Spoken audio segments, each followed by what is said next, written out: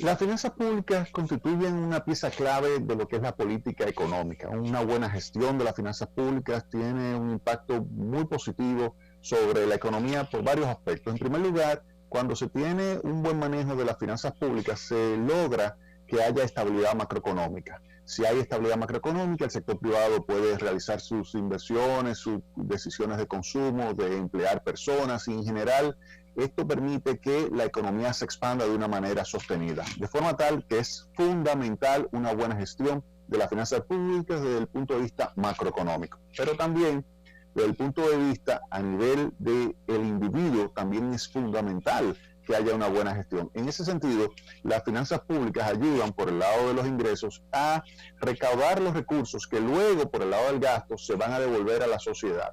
Si usted, por ejemplo, recauda recursos a través del ITEVIS, a través del impuesto sobre la renta, a través de los impuestos selectivos, a través del impuesto a la propiedad, a través de los aranceles, y con esos recursos usted lo devuelve a la sociedad, a los segmentos más pobres, por ejemplo, para que puedan ir a una buena escuela, para que puedan ir a un buen hospital, para que puedan recibir transferencias condicionadas y no condicionadas que le permitan mejorar sus condiciones de vida, que puedan tener acceso a obras de infraestructura importantes, los sectores productivos, así también ayudar a que tengan acceso a vivienda a aquellos segmentos de menores ingresos, de forma que la política fiscal definitivamente es también significativa e importante para lo que son los individuos. Esos dos elementos mezclados nos lleva a nosotros a pensar, bueno, es clave, fundamental para una economía tener una buena gestión. Y cuando uno revisa lo que ha sido la gestión en términos de finanzas públicas de parte del presidente Danilo Medina, uno llega a la conclusión de que ha sido excelente.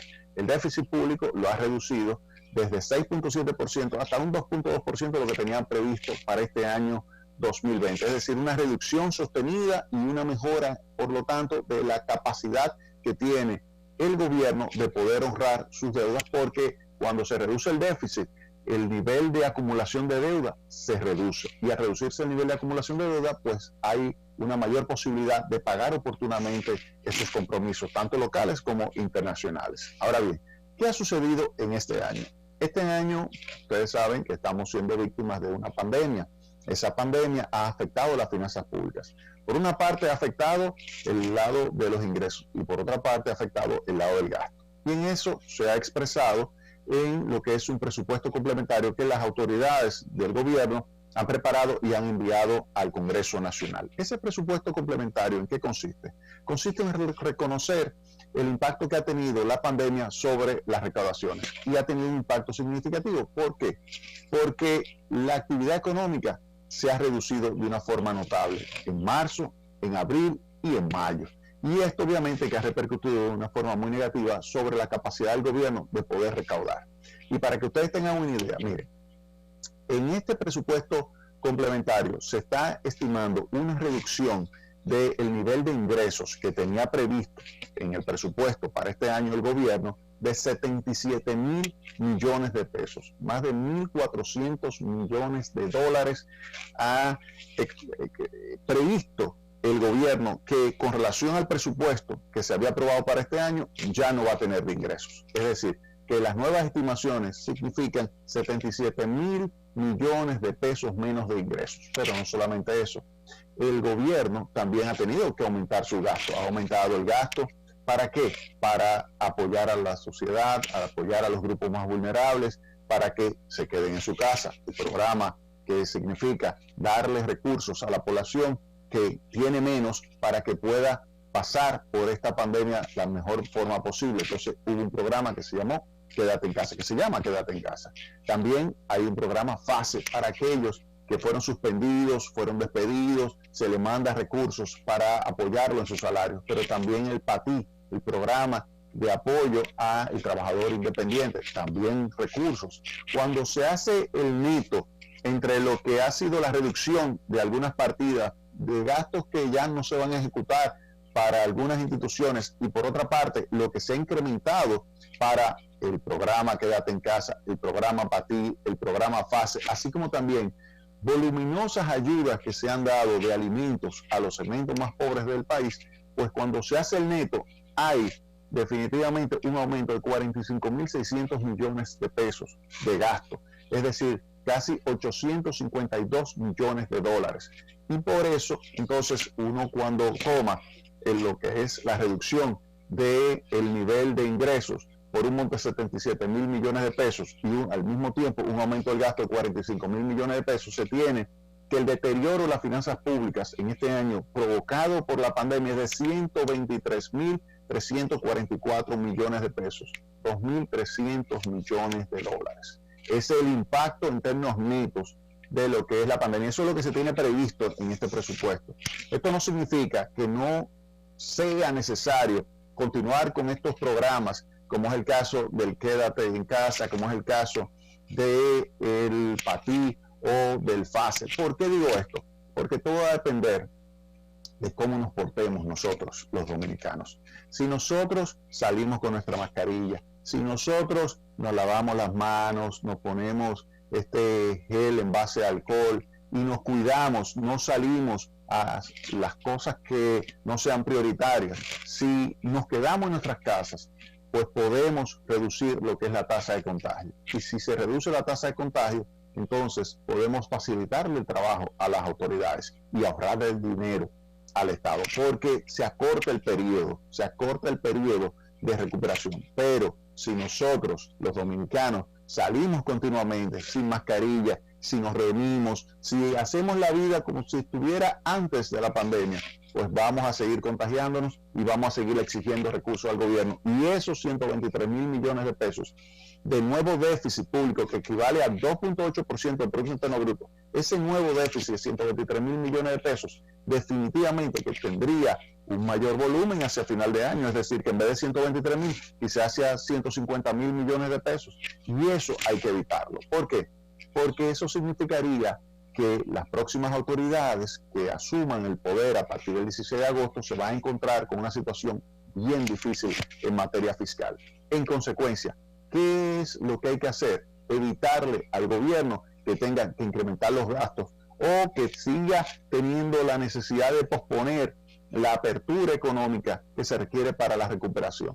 Hay que hacer las cosas bien hechas, nos tenemos que quedar en nuestras casas para evitar que el déficit público, que ya va a pasar del 2.2% a 5% del Producto Interno Bruto, fíjense bien, del 2.2% del PIB a 5% del Producto Interno Bruto, ese incremento del 2.8% es un reflejo del efecto de la pandemia. El efecto de la pandemia sobre los recursos que recibe el gobierno, una reducción, vuelvo y repito, de 77 mil millones de pesos de ingresos y un aumento del gasto de 45 mil millones de pesos. ¿Qué significa todo esto? Que el gobierno va a tener que salir a buscar recursos principalmente en el exterior.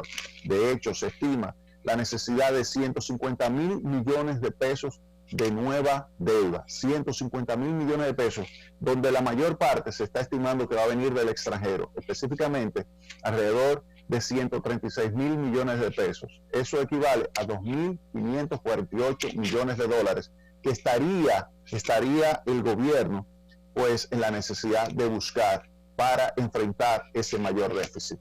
2.500 millones de dólares adicionales a lo que ya se tenía previsto. Eso está establecido en lo que es este presupuesto complementario. Ahora, lo que es importante es mantener la estabilidad macroeconómica. Las autoridades están haciendo un esfuerzo verdaderamente extraordinario para mantener la estabilidad macroeconómica. Tenemos que nosotros colaborar, evitándole al gobierno tener que aumentar los gastos, evitándole al gobierno tener que posponer lo que es el proceso de apertura, para que de esa forma pueda haber recaudaciones, pueda haber actividad económica, pueda haber una mejora del ingreso de la población y por lo tanto una disminución de lo que son nuevas cargas que se le estarían colocando sobre los hombros al gobierno, sea este o sea el que viene. Y esto obviamente es importantísimo porque mientras menor es el déficit público, mayor probabilidad tenemos de mantener la estabilidad macroeconómica.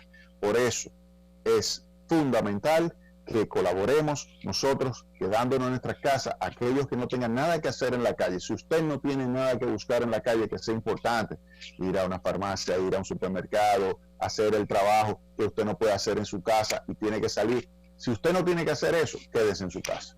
Ese es el mensaje. ¿Para qué? Para evitar que haya mayores complicaciones y mayores presiones sobre las finanzas públicas. Recuerden, ya el gobierno ha anunciado que el déficit público sube de 2.2% a 5% del Producto Interno Bruto, 2.8 adicionales, tanto por la reducción de los ingresos, 77 mil millones de pesos, como por el aumento de los gastos, 45 mil millones de pesos. Y eso es para ayudar a la población. Todos esos recursos, lo que está haciendo el gobierno es dejándoselo en las manos a la población. Esos recursos lo que significa es dinero que se pudo haber recaudado de impuestos, ya no se va a recaudar. Y gastos que se pudieron realizar en otras actividades se están destinando a la población, más 45 mil millones adicionales que se le está también destinando a la población, principalmente a la población más afectada y más vulnerable de esto que es esta terrible pandemia que estamos viviendo. Así que nuestra recomendación, vamos a apoyar al gobierno en esto para evitar que tenga que venir un nuevo presupuesto adicional a este y que el déficit sea todavía mayor. Hay que tratar de controlar el déficit en que sea únicamente este 5% del Producto Interno Bruto. Vamos a la pausa y retornamos en breve con más Tecnopol.